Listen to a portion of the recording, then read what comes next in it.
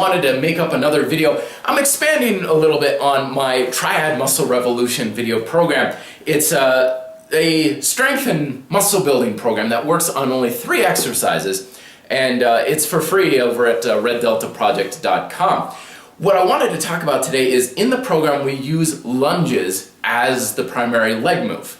And sometimes people are like, what? Barbell back squats, the greatest thing in the world, it's awesome, it's wonderful, you're an idiot if you're not doing it, blah, blah, blah.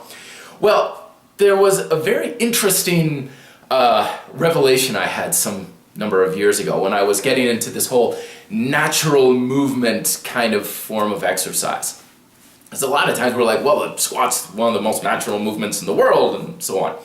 The thing is, I started to explore the notion of training with natural equipment, quote unquote natural equipment. So nothing man-made, only natural stuff. And I had logs and I was training with rocks.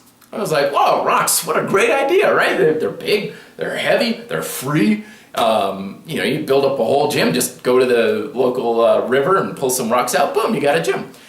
So the first thing that really struck me was like, okay, here I am, it's me and the rocks and nothing else, which makes some exercises really hard, particularly the back squat. I'm like, all right, so I got my rock and I lifted it up and I'm like, okay, how do I get it on my back? And I'm like trying to put this thing on my back. It's like really awkward. I'm like, okay, well, here, put this rock on my back. And they get on my back and I'm like, oh, geez, I can't like balance it and it's rolling off. And all right, okay, so I'll squat and I gotta bend way over. I'm like, this is nuts. This is absolutely crazy. Like, in order for me to use a rock on my back, it's gotta be fairly small. And if it's gonna be big enough to be heavy enough, it can't fit on my back. I gotta hold it in my hands. So then I started to think, well, how in the world were we doing this in the gym? It's like, okay, in order to do this in the gym, we needed a barbell, which means we needed plates. And if we wanted to really use a good amount of weight, we needed a squat rack. So all of a sudden I started to think to myself, the barbell back squat, as great a move as it may be, isn't maybe that natural because we needed to invent 3 pieces of equipment in order to be able to do it in the way that we're doing it. And then I started thinking, well, how natural could it be?